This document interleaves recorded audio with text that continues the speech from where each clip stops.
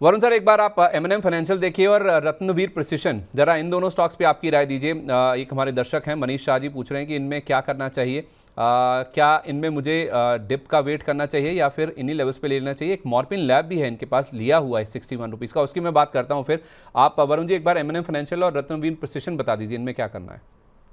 जी देखिए, संदीप जी, यहाँ पर एमएनएम फाइनेंस में काफी एक अर्निंग्स के बाद एक काफी अच्छा मूव रहा है। और एक बढ़िया मूव आने के बाद जो स्टॉक ने अपना जो एक लेवल था 305 308 का जोन था, वहां पर एक बार रिटेस्ट किया है और स्टॉक वापस यहाँ पर जो अपना रिजल्ट देके जो अर्निंग्स देके हाई थे उसको क्रॉस कर रहा है। साथ ही में आप देखेंगे तो कोइंसाइड कर रहा है मंथली जो उनका जो हाई था, करीबन 331, वो क्रॉस करने की कोशिश कर रहा है। तो बिल्कुल यहाँ से एक अच्छा रिवर्सल पैटर्न बन रहा है। एमएनएम फाइनेंस ने लास्ट आप देखेंगे तो एक ब्रेकआउट दिया था, करीबन 400 के लेवल पे गया था, पूरा गेन चला गया था और अब अर्निंग्स आने के बाद यहाँ पर काफी अच्छा मूव दिख रहा है। साथ ही में आप देखेंगे तो लार्जली एनबीएफसी स्टॉक्स अच्छा कर रहे हैं, तो बिल्कुल यहाँ पर बाय करने की सलाह रहेगी आपके पास, अगर है तो बने रहिए। 305 का थोड़ा सा लॉन्ग टर्म नजरिया है, तो 305 का स्टॉप लॉस लगा के यहाँ पर बने रह सकते हैं। ओके, ठीक है। ये राय होगी फिलहाल। ये M&M फाइनेंशियल दिखाई आपने, महिंद्रा एंड महिंद्रा लगा रखा है। इसकी बात हम कर रहे थे। शरद सर, एक बार आप मॉर्पिन लैब देख लीजिए सर, इनके पास मॉर्पिन लैब 61 रुपीज़ का बाय किया हुआ है। ये कह रहे हैं कि इसमें क्या करना चाहिए। जी, तो देखिए जितने भी मुझे लगता है काउंटर्स हैं फार्मा के, वहां पर एक अच्छे ट्रैक्शन ऑलरेडी बना हुआ है और ये काउंटर थोड़ा सा फिजल्ड आउट है। और अगर इसको हम देखें तो एक डबल बॉटम फॉर्मेशन है somewhere in the zone of 33-34 के आसपास एक बेस फॉर्मेशन है, बट सप्लाई है ऊपर की तरफ। आई थिंक समवेयर अराउंड 55 के आसपास की एक डिसेंट सप्लाई है और एक अच्छा वॉल्यूम भी आया है करीब मार्च के फेब के सेकेंड वीक थर्ड वीक में। और मुझे लगता है ठीक है, बेस है करीब 33 के आसपास, बने रही है।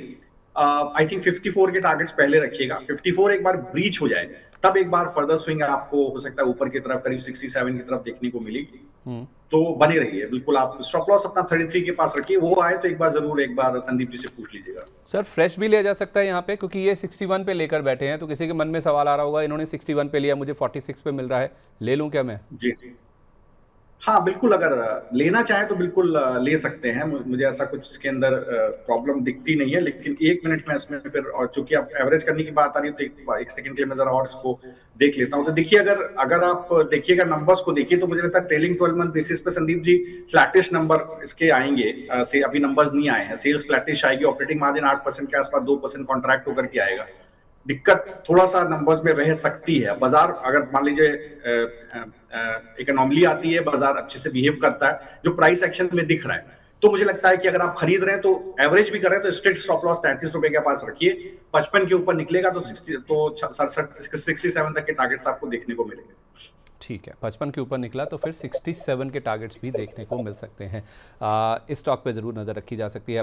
वरुण जी एक बार जी शिपिंग देखिए। सुशील जी हमारे एक दर्शक हैं, कह रहे हैं कि थोड़ा टेक्निकल एनालिसिस को फॉलो करते हैं सर, कह रहे हैं कि जी शिपिंग का ब्रेकआउट क्या अब कंफर्म हो चुका है।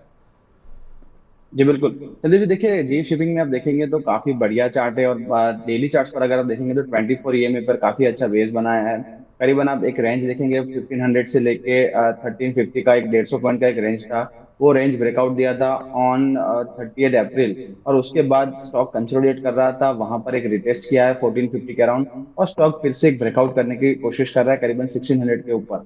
बिल्कुल यहाँ पर आप बने रह सकते हैं। और आप देखेंगे जी शिपिंग अब जो हाइज है जो लगाए थे उन्होंने करीबन जुलाई 24 में, वो हाइज क्रॉस हो रहा है। तो 2 ईयर के बाद यहाँ पर 2 ईयर्स का एक ब्रेकआउट है, तो बिल्कुल एक अच्छा यहाँ पर मोमेंटम बन रहा है। साथ ही में आप देखेंगे शिपिंग स्टॉक्स पर अदानी पोर्ट है या फिर शिपिंग कॉर्पोरेशन ऑफ इंडिया है, वहां पर भी काफी बढ़िया मोमेंटम है। तो बिल्कुल यहाँ पर बने रहना चाहिए। अगर बिल्कुल शॉर्ट टर्म नजरिया है तो 1500 का एक स्टॉप लॉस रखेंगे।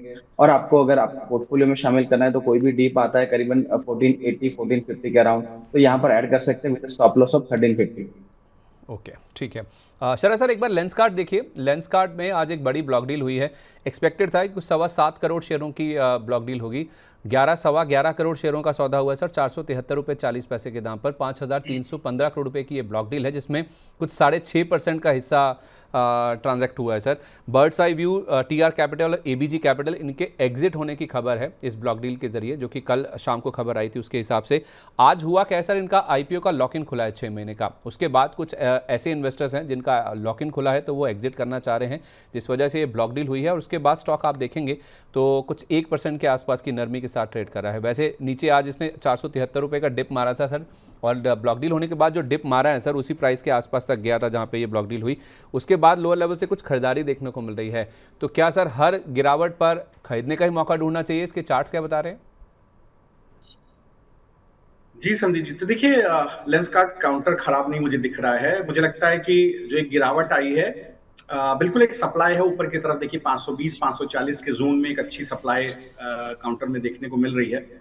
बट मुझे लगता है नीचे बेस बहुत मजबूत है, और करीब 450 455 के पास एक बहुत स्ट्रांग बेस बना हुआ है। और इन वर्स्ट केस सिनेरियो अगर कोई गिरावट आएगी, 457 का बेस टूट जाता है, तो हो सकता है आपको 420 तक की गिरावट आ जाए। तो एक बात 455 450 455 के आसपास देखिएगा, कंसोलिडेशन हो जाए तो अच्छा है। बाकी मुझे नहीं लगता कोई खराबी है कंपनी के अंदर। कंपनी के फाइनेंशियल बहुत स्ट्रांग है। अगर आप ऑपरेटिंग कैश फ्लो देखिए तो ऑलमोस्ट पिछले 2 साल में डबल हो जाता है। और cash flow, operational cash flow, और अगर आप ऑपरेटिंग प्रॉफिट को देखें तो करीब 100% ऑपरेटिंग प्रॉफिट कैश फ्लो में कन्वर्ट हो रहा है। तो स्ट्रॉन्ग ऑपरेटिंग मतलब ऑपरेशनल कैश फ्लो है कंपनी का। मजबूत कंपनी है, फाइनेंशियल्स भी अच्छे हैं। संदीप जी, बने रहना चाहिए। किसी के पास है तो घबराए नहीं। 450 के पास बेस समझे, 450 के नीचे चला जाए, क्लोज करे, तभी आप बेचिए, अदरवाइज होल्ड कीजिए। मतलब 450 का स्टॉप लॉस हो गया, जब तक इसके ऊपर है, जिसके पास भी पोजीशन है बने रहें। बिल्कुल बने रहें। ठीक है, ओके। वरुण जी, एक बार एनडीटीवी का चार्ट देखिए और अदानी ग्रुप के स्टॉक्स को देखिए। आज हुआ क्या है, अदानी ग्रुप के खिलाफ एक और मुकदमा दाखिल किया गया। स्पेसिफिकली अगर आप एनडीटीवी की बात करें, जो कि अदानी ग्रुप की कंपनी है, तो पहले हम देख रहे थे कि अनिल अग्रवाल और अदानी ग्रुप के बीच में मुकदमेबाजी चल रही थी। अब अनिल अंबानी साहब ने भी अदानी ग्रुप के खिलाफ ये मुकदमा कर दिया है। स्पेशली ये जो एनडीटीवी है, दिल्ली हाईकोर्ट में इनके खिलाफ मानहानि का मुकदमा दायर किया गया है। ग्रुप कंपनियों के खिलाफ, यानी कि अनिल अंबानी ग्रुप की जो कंपनियां, उनके खिलाफ जो सीबीआई और ईडी में मामले चल रहे हैं ना, उसको लेकर जो रिपोर्टिंग की जा रही है एनडीटीवी की ओर से, उसको लेकर अनिल अंबानी साहब काफ़ी नाखुश हैं, जिस वजह से मुकदमा किया गया है। उन्होंने आरोप लगाया है कि अदानी एक तरफ उनकी जो कंपनीज हैं उनको खरीदना चाहते हैं, और दूसरी तरफ इन्हीं की जो ग्रुप कंपनी है एनडीटीवी, वो उनके खिलाफ मानहानिकारक लेख प्रकाशित कर रही है, जिससे इनको, यानी कि अदानी साहब को मदद मिल रही है हमारी कंपनियां खरीदने के लिए। यानी कि उनको किसी ना किसी तरीके से ये ऐसी तरह के लेख छाप कर हमारे खिलाफ मदद कर रहे हैं अपने जो मालिक हैं उनको, ताकि वो हमारी कंपनियों को खरीद सकें। तो उन्होंने दिल्ली हाईकोर्ट का दरवाज़ा खटखटाया था। तो दिल्ली हाईकोर्ट ने किया क्या है सर, कि अब इनके जो सीईओ हैं और एडिटर इन चीफ हैं राहुल कंवल जी, उनको एक नोटिस भेजा है, और कोर्ट ने ये जो सारे लेख प्रकाशित किए गए इनकी ओर से, इसमें जो अनिल अंबानी साहब ने एक अंतरिम रोक की मांग की थी, उसके खिलाफ अब ये जवाब मांगा है कि ये जो रोक क्यों नहीं लगाई जानी चाहिए, और आपने ये जो प्रकाशित किए हैं उसका आप जवाब दीजिए। अब इस मामले में अगली सुनवाई जुलाई के महीने में होगी। एनडीटीवी रिएक्ट कर रहा है सर इसके ऊपर। ये जो पूरा मामला बन रहा है सर, एनडीटीवी के स्टॉक पर आपका क्या व्यू बन रहा है अभी?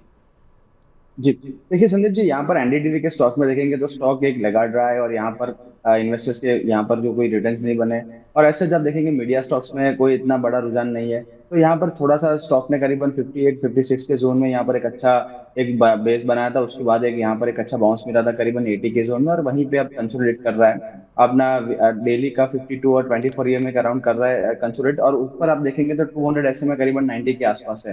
तो यहाँ पर आप देखिए फंडामेंटली तो यहाँ जो भी बात हो रही है, बट टेक्निकली आप देखेंगे तो स्टॉक में कुछ नहीं हो रहा है, और यहाँ पर काफी दिनों से स्टॉक एक लगा रहा था, साइडवेज जोन में है। यहाँ पर भी 90 के नीचे जब तक रहेगा स्टॉक में एक सैलोन राइस का ही ट्रेड बन रहा है। और अगर किसी के पास पोजीशन है 75 के अराउंड एक स्टॉप लॉस लगा के यहाँ पर चले। और अदानी स्टॉक के बाकी आप शेयर्स देखेंगे तो यहाँ पर हमेशा हमारा जो व्यू रहा है वो रहा है कि अदानी पोर्ट्स, अदानी पावर और अदानी एनर्जी सॉल्यूशन, वो 3 4 जो कंपनीज है वहां पर एक अच्छी वैल्यू है, और जो कंपनी के जो बिजनेसेस है वहां पर एक अच्छी ग्रोथ मिल सकती है, और वो आउट परफॉर्मर होते रहते हैं। और बाकी के अदानी स्टॉक्स में भी अभी यहाँ पर मैं देख रहा हूँ तो ये खबर से कोई इतनी बड़ी यहाँ पर गिरावट नहीं, और काफी स्टेबल कारोबार कर रहे हैं। तो आई थिंक एक वन ऑफ खबर है, और यहाँ से मार्केट इतना सीरियसली नहीं ले रहा है। बिल्कुल। ओके, शरद सर एक बार टाटा मोटर्स सीवी और टाटा मोटर्स पीवी पे भी राइट दीजिए। इन्होंने सर अक्टूबर 2025 में अपना जो स्प्लिट किया था कारोबार टीएम पीवी और टीएम सीवी में, उसके बाद पहली बार ऐसा हुआ है कि उन्होंने अपने एम्प्लॉयज़ के लिए वीआरएस ऑफर किया है। वीआरएस रूट के जरिए कर्मचारियों को एग्जिट का रूट दिया गया था। कुछ 750 ऐसे एलिजिबल एम्प्लॉयज़ थे इनके, जो कि 40 से 55 साल की उम्र वाले हैं, और इन्होंने यूनियन ने इनफैक्ट इनको बोला था कि आप इस तरह का हमारे लिए एक वीआरएस लेकर आइए, और अप्रैल 10 से अप्रैल 30 के बीच में ये यूनियन की मांग पर ही लॉन्च किया गया था। लेकिन उसमें केवल 275 से 300 ऐसे कर्मचारी हैं जिन्होंने ये विकल्प चुना है। सर, टाटा मोटर्स पीवी इसके ऊपर थोड़ा सा नेगेटिवली रिएक्ट करा, हालांकि टाटा मोटर्स सीवी में आधे % के आसपास के गेन्स है। दोनों सर स्टॉक्स पर आपका व्यू दीजिए, अभी क्या व्यू होना चाहिए? तो संदीप जी, पहले टाटा मोटर्स पीवी को एक बार ट्रैक करते हैं। तो देखिए, जो कंसोलिडेशन हुआ था समवेयर अराउंड अप्रैल 25 के से लेकर के सितंबर 22 के बीच में, वो फिर अगेन करेक्शन होने लग गया, लोअर हाई लोअर लो फॉर्मेशंस आने लग गए, और इमीडिएट सप्लाई आ गई करीब 375 से लेके 400 के जोन में एक बड़ी सप्लाई है काउंटर में। और मुझे लगता है बेस फॉर्मेशन जरूर हो रहा है पिछले 4 सप्ताह से somewhere in the zone of 330 340 के जोन में। तो कोई लेना चाहता है तो यही एक जोन है। आई थिंक अगर कोई भी प्राइस में मूव आएगा ऊपर की तरफ, तो सबसे पहले 375 400 के आसपास का सप्लाई जोन ब्रीच होना चाहिए। वो ब्रीच होगा तो फिर एक बार ये स्विंग ट्रेड अगर चल गया, फिर इसके बाद बाय ऑन डिप्स का व्यू बनता है, फिर टारगेट्स ऊपर की तरफ 450 के जोन में खुलेंगे। तो कोई भी लेना चाहे तो 330 का स्टॉप लॉस लगाए वीकली बेसिस पर, और फॉर दैट मैटर उसके नीचे कभी बंद हो जाए तभी इसके बाद पोजीशन काटे, अदरवाइज बने रहे। और ब्रेकआउट आएगा 400 का, इसके बाद ही एक बड़ा ट्रेड बनता है। और टाटा मोटर्स कमर्शियल व्हीकल में एक अनोमली है, एक डिफरेंट स्ट्रक्चर है, ये पॉजिटिव है। यहाँ पर आप देखिए हायर लो फॉर्मेशन है, बेस बिल्डिंग है स्ट्रॉन्ग करीब 400 के जोन में, ये बेटर बाय है विजावी पीवी। और यहाँ मुझे लगता है कोई 400 के स्टॉप लॉस से है तो बना रहे, और 400 का स्टॉप लॉस प्लेसमेंट करे, उसके नीचे फिसले तभी इसको बेचे। आई थिंक ये अपना स्विंग है, दोबारा एक बार 490 500 की तरफ जाने को ट्राई कर सकता है। ठीक है, ओके, परफेक्ट है। एचईजी देखिए वरुण जी, एक बार एचईजी पर राहुल दास जी का सवाल है, कह रहे हैं मेरे पास 627 रुपये पर लॉन्ग किए हुए हैं और मैं 6 महीने से इसको होल्ड कर रहा हूँ। मीडियम टर्म का अगर पर्सपेक्टिव है तो क्या व्यू होना चाहिए इस पर? जी, देखिए संदीप जी, एचईजी वैसे आप देखेंगे तो काफी अच्छे सेक्टर से सेक्टर टेलविंड भी यहाँ पर है, बट यहाँ पर अर्निंग्स के बाद यहाँ पर एक शार्प सेल ऑफ देखने को मिला था। बट हमारा व्यू था कि जो एक वन ऑफ हो सकता है क्वार्टर, और यहाँ पर 52 ईएमए डेली का जो करीबन 580 का जोन है वो होल्ड कर रहा दिख रहा है। स्टॉक जो गैप डाउन हुआ था वहां पर एक रेजिस्टेंस है करीबन 625 के अराउंड। जैसे ये स्टॉक लेवल निकालता है यहाँ पर आप देखेंगे तो 650 700 के लेवल बन सकते हैं। अगर एकदम बिल्कुल शॉर्ट टर्म व्यू है, 580 का एक स्टॉप लॉस लगा के यहाँ पर चल सकते हैं, और अगर कोई गिरावट आती है तो वहां पर ऐड कर सकते हैं विद स्टॉप लॉस ऑफ 575। और ऊपर की तरफ आप देखेंगे तो करीबन 640 650 का एक बार जोन आ सकता है, और उसके ऊपर अगर क्लोजिंग मिलती है तो करीबन 700 के टारगेट मिल सकते हैं। सेक्टर में टेलविंड है, वन ऑफ हो सकता है जो अर्निंग्स की वजह से यहाँ पर गिरावट आई थी। ठीक है। अभिषेक जी कह रहे हैं कि मेरे पास डिलीवरी के 600 शेयर हैं 485 रुपये पर, 3 महीने का टारगेट चाहिए। शरद सर, इनको एक बार डिलीवरी का चार्ट देखकर बताइए क्या टारगेट बन रहा है 3 महीने का? देखिए, डिलीवरी में अगर आप देखिए तो एक स्ट्रक्चर बहुत ठीक ठाक है। आई थिंक हम लोग ने बहुत पहले 240 280 के आसपास को कवर करना मनी 9 पे शुरू किया था, और मुझे लगता है कि ये बेस फॉर्मेशन अच्छा है, लेकिन सप्लाई अब ये एग्जॉशन के जोन में आ गया है। अब ये देखिए जिस जोन में ट्रेड कर रहा है 490 500 यहीं पर टॉप आउट होता रहा है। अगर आप इसको फरवरी 2024 के बाद से देखें तो इसी जोन में यूजुअली टॉप आउट होता है काउंटर। और लेकिन मुझे लगता है कि ठीक है, इसके अंदर अगर आप बने हुए हैं तो आपको ये ब्रेकआउट अगर सक्सेसफुली आ जाता है तो करीब आपको 600 रुपए तक के लेवल्स यहाँ देखने को मिलेंगे। और इस पर्टिकुलर ट्रेड में आपको 480 का स्टॉप लॉस आई थिंक लगाना चाहिए।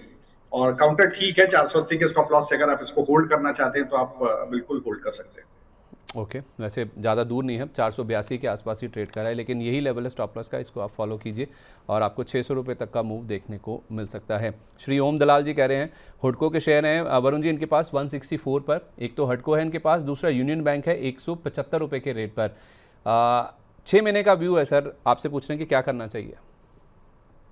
जी संदीप जी, कि हुडको के अंदर काफी बढ़िया एक मूव आया, करीबन 160 के जोन से यहाँ पर स्टॉक अपना 232 के अराउंड चल रहा है। अभी भी आप देखेंगे तो करीबन 240 245 के आसपास लॉन्ग टर्म एक जो रेजिस्टेंस है वहां पर स्टॉक अप्रोच कर रहा है। तो अभी भी 3-4% का एक अपसाइड बचा है। अगर आपके पास बिल्कुल शॉर्ट टर्म ट्रेडिंग व्यू है तो करीबन 228 का एक स्टॉप लॉस लगाकर चलिए, और करीबन 245 के यहाँ पर टारगेट्स बन सकते हैं। जैसे ही स्टॉक 245 के ऊपर क्लोजिंग देना शुरू करेगा, स्टॉक के अंदर आप देखेंगे तो काफी बड़ा ब्रेकआउट आएगा। करीबन आप देखेंगे दिसंबर 24 के अराउंड से स्टॉक 245 से लेकर 200 165 के जोन के अंदर एक मोटा मोटी यहाँ पर कंसोलिडेट कर रहा है। तो काफी बड़ी रेंज यहाँ पर एक बार यहाँ ब्रेकआउट होगी और फिर यहाँ पर स्टॉक तैयार हो जाएगा 300 रुपए के लिए। तो आपका जो भी जैसा आपका रिस्क प्रोफाइल है उस तरह से आप अपना ट्रेड यहाँ पर बना सकते हैं। दूसरी बात रही यूनियन बैंक की। यूनियन बैंक में आप देखेंगे तो स्टॉक यहाँ पर एक double bottom formation, double top formation कर रहा है। डेली चार्ट्स पर यहाँ पर एक लोअर हाई का एक फॉर्मेशन है।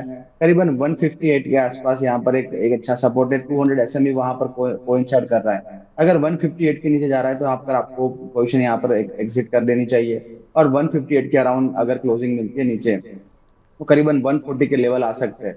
तो यहाँ पर बिल्कुल सिलेक्टिव रहिए। अगर यहाँ से बाउंस आता है और स्टॉक 168 170 के जोन में अगर वापस टिकता है तो स्टॉक एक रिवर्सल दिखा सकता है और करीबन 200 के जोन में जा सकता है। स्टॉक अभी साइडवेज जोन में है और किस तरह से क्लोजिंग मिलती है दोनों साइड पर उस तरह से यहाँ पर एक बार ट्रेड प्लान करनी चाहिए। ठीक है शरद सर, मुझे कोचिन शिपयार्ड और प्राइवेट वर्सेस जो पीएसयू डिफेंस स्टॉक्स हैं ना, उन पे आपकी राय दीजिए कि प्रेफरेबल क्या है। क्योंकि कल भी हमने देखा था पारस डिफेंस में करीब 9% के आसपास का मूव था। डेटा पैटर्न्स में बहुत अच्छा मूव आया है। एमटा टेक ने तो आउट परफॉर्म किया ही है, one of the strong performers है अगर आप 2026 की बात करें तो। सर कोचिन शिपयार्ड में कल एक खबर आई है, इनको एक नया ऑर्डर मिला, उसके बावजूद स्टॉक आज देखें तो 1% के आसपास ही गिरावट दिखा रहा है। इनकी सब्सिडरी कंपनी को 100 से कुछ 250 करोड़ रुपए के बीच का ऑर्डर मिला है उडुपी कोचिन शिपयार्ड के नाम से। सर ये उडुपी CSL के नाम से कंपनी है, इनकी सब्सिडरी कंपनी, जिसको ये अदानी ग्रुप की एक फर्म है ओशन स्पार्कल के नाम से, जहां से ये ऑर्डर मिला है। उसके बावजूद सर ये स्टॉक थोड़ा सा लैगार्ड है आज के सेशन में। अब अगर किसी को डिफेंस स्टॉक्स में खरीदारी करनी है तो पीएसयू या फिर प्राइवेट, कौन से डिफेंस शेयर ज्यादा अट्रैक्टिव है? जी तो देखिए संदीप जी, पहले तो कोचिन शिपयार्ड को डिस्कस कर लेते हैं। तो देखिए बेस फॉर्मेशन है यहाँ अभी भी 1680 के आसपास, 1670-75 के आसपास एक अच्छा बेस फॉर्मेशन है। और इसी जोन में आप देखिए एक शॉर्ट पुट बिल्डअप है इस जोन में, और अभी भी मुझे लगता है 1950 तक के जोन्स आ सकते हैं। तो दैट रिमेन्स, तो फर्स्ट व्यू तो ये रह जाता है इसके ऊपर। सेकंड, अगर आप देखिए, मुझे अभी भी लगता है कि पीएसयू काउंटर्स में एक स्ट्रेंथ है। अगर आप हमारा डायनेमिक्स को देखें फॉर दैट मैटर, या आप एक बार बीएल को देखें, तो इन काउंटर्स में अभी भी मुझे लगता है स्ट्रेंथ है। एचएल को आप देखें, यहाँ पर एक अच्छी स्ट्रेंथ है और एचएल में अभी भी ऊपर की स्टीम बची हुई है। आई थिंक जैसे ये 4900 के जोन के ऊपर ब्रेकआउट देगा, ये ऑल टाइम हाई ट्रेजेक्टरी 5500 की तरफ जाएगा। तो ये सब काउंटर्स देखिए। और एक काउंटर थोड़ा सा इसमें से अलग है, आइडिया फोर्ज, इसको जरूर मैं कवर करूंगा। ये मैंने बड़ा लंबा टारगेट इसका दे के रखा है। मुझे लगता है यहाँ पर जो है आइडिया फोर्ज के अंदर जरूर 1400 तक के भाव यहाँ आपको देखने को मिल सकते हैं। और ये काउंटर बहुत ही स्पेशल है। अगर आप विवेक जी, वैसे तो लोग कवर ही करते रहते हैं, लेकिन मुझे लगता है कि जिस तरह के काउंटर के रिजल्ट्स रहे हैं वो अच्छा है। अगर आप देखेंगे सिक्वेंशियली भी देखेंगे, वाई बेसिस पे देखेंगे तो करीब 5 टाइम सेल्स बढ़ती हुई दिखाई दी। ऑपरेटिंग मार्जिन जो लॉसेस थे सब प्रॉफिट्स में बदल गए। और ऑपरेटिंग कैश फ्लो भी आप देखेंगे तो काफी इंप्रूवमेंट यहाँ देखने को अब मिलेगा। यहाँ से अभी तक तो net cash flow, operating cash flow was negative. तो एक turn around story idea forge के अंदर बन जाती है। इस काउंटर को कोई अगर पोर्टफोलियो के तौर पे रखना चाहे, इमीडिएट रिटर्न नहीं मिलेंगे, काफी चल गया है, लेकिन ये है कि कोई अगर इमीडिएट रिटर्न लेना चाहेगा तो ट्रैप हो जाएगा। ये बिल्कुल मान के चलिए, क्योंकि अभी स्टोरी बहुत इसके अराउंड बिल्ड हो रही है, तो लोग काफी खरीद रहे हैं। लेकिन लगता है थोड़ा करेक्शन होगा, थोड़ा कंसोलिडेट करेगा, फिर ये काउंटर धीरे धीरे 1200 की तरफ निकलने की कोशिश करेगा। तो इसको आप अपने पास रख सकते हैं। और प्राइवेट में एक काउंटर और मुझे पसंद है, वो है पारस डिफेंस। मुझे लगता है ये पूरी बाजार में टूटा ही नहीं है काउंटर। जब भी आप मुझे कोई डिफेंस बोलता है तो मैं ये काउंटर का जरूर नाम लेता हूँ। पूरा जो डिफेंस में कंसोलिडेशन हुआ 2024 के बाद से, उसमें काउंटर गिरा नहीं और ऑल टाइम हाई की ट्रेजेक्टरी में ये 1200 की तरफ जाने की कोशिश करेगा संदीप जी। तो इसको जरूर अपने पास लेके चल सकते हैं। दोनों में सर अभी खरीदारी कर सकते हैं। और मुझे स्टॉप लॉस भी बताइए सर, आइडिया फोर्ज का भी और पारस डिफेंस का भी। जी तो देखिए, आइडिया फोर्ज को पहले आप इतना समझिए, अभी तो काफी चल गया, तो क्या अभी तो अब कोई बाय नहीं बन रहा। मतलब अगर आप पिछले 3-4 सप्ताह में देखें तो अच्छा खासा चल गया है। पिछले 4 सप्ताह में काउंटर में करीब क्या 80% का मूव आ गया है। तो अब क्या लेंगे अभी इसके अंदर, कैसे करेंगे? तो मेरे ख्याल से 850 के टारगेट भी आ गए, जो मैंने पहले टारगेट दिए थे मेरे ख्याल से रिजल्ट के आसपास। मुझे लगता है थोड़ा अभी खरीदने का मौका नहीं है। थोड़ा आपको गिरा के कभी कंसोलिडेट हो जाए 750-700 के आसपास मिले, गिरेगा, 100% गिरेगा। तो मुझे लगता है 1200 1250 की ट्रेजेक्टरी में जाएगा। इन्वेस्टमेंट ग्रेड स्टॉक है। सेकंड, अगर पारस डिफेंस को देखें तो यहाँ बिल्कुल अगर किसी के पास है तो ठीक, लेना चाहे तो भी ठीक, अगर इसको लेना चाहे तो ठीक है। ये अभी भी स्टीम रख रहा है। मुझे लगता है बेस करीब इसका 750 के आसपास है। ये ऑल टाइम हाई 1000 रुपया ब्रीच करेगा, ये 1250 की तरफ निकलने की कोशिश करेगा। बिल्कुल ये डिफाइंड है। ठीक है, ओके। शरद सर, बहुत शुक्रिया आपका अपना कीमती समय आज हमारे साथ शेयर करने के लिए। जिन भी स्टॉक्स को Thank लेकर you. बातचीत हुई है सर, उनमें कोई डिस्क्लेमर? आइडिया फोर्ज हो सकता है क्लाइंट्स के बाद डिस्कस्ड है, और इसके अलावा जो दूसरे काउंटर्स है वहां क्लाइंट्स की पोजीशन जरूर ऑप्शंस में हो सकती है, स्टॉक ऑप्शंस में हो सकती है, या कैश में भी हो सकती है। जी सर। चलिए, बहुत शुक्रिया sir, thank you so much अपना कीमती समय हमारे साथ शेयर थैंक यू करने के संदीप जी, लिए। Thanks wish to you very fellow good day sir. Guest and thanks to everyone, thank you. Thank you. Varun sir, आपका ये जो डिफेंस प्ले है उसमें कोई स्टॉक जो पसंदीदा हो? जी बिल्कुल। दो स्टॉक्स पसंद है मुझे संदीप जी। एक हिंदुस्तान एरोनॉटिकल एचएएल आप देखेंगे तो वहां पर काफी टाइम से स्टॉक कंसोलिडेट कर रहा है। ऑर्डर बुक या कंपनी में कोई प्रॉब्लम नहीं है, बट देखिए वहां पर जो ऑर्डर एग्जीक्यूशन का जो टाइमलाइन था या और जी से जो इंजन सप्लाई का जो इशू था वो आता था, और स्टॉक करीबन 3500 के अराउंड यहाँ पर टेस्ट कर रहा है अपना वीकली 200। तो एक टाइम वाइज करेक्शन यहाँ पर खत्म हो चुका है, और यहाँ पर आई थिंक अब जो फंडामेंटली जो भी प्रॉब्लम्स थे वो भी यहाँ पर एक सॉर्ट आउट हो रहा है। तो डाउन ट्रेंडिंग एक ट्रेंड लाइन थी वो क्रॉस करने की स्टॉक कोशिश कर रहा है। 490 5000 4950 5000 के अराउंड आप देखेंगे तो एक रेजिस्टेंस जोन है, उसके ऊपर जैसे स्टॉक क्लोज होता है यहाँ पर करीबन 5400 से लेकर 5600 के टारगेट बन सकते हैं। तो यहाँ पर बाय ऑन डिप करना चाहिए, स्टॉक कभी भी आपके पोर्टफोलियो में होना चाहिए। और दूसरा आप देखेंगे तो पारस डिफेंस पर यहाँ पर काफी एक स्ट्रक्चर मूव आ रहा है, और यहाँ पर लास्ट आप देखेंगे तो अप्रैल 25 यानी लास्ट ईयर यहाँ पर जो हाइस बने थे उसके बाद पूरा स्टॉक 1 ईयर के अराउंड कंसोलिडेट कर रहा था, और यहाँ पर अब ब्रेकआउट करने की कोशिश कर रहा है। जैसे स्टॉक 900 925 का जोन यहाँ पर क्लियर करता है ऑल टाइम टेरिटरी में चला जाएगा, और करीबन यहाँ पर 1000 से 1100 के टारगेट बन सकते हैं। तो ये दो स्टॉक हमारे रडार में है।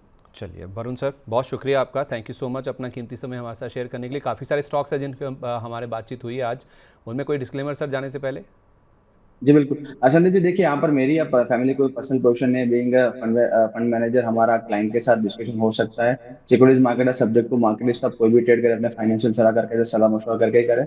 And past performance does not guarantee any future को ध्यान में रखें। तो मैं बुलाने के लिए खूब खूब आभार। बहुत शुक्रिया सर आपका, wish you very good day. Thank you so much.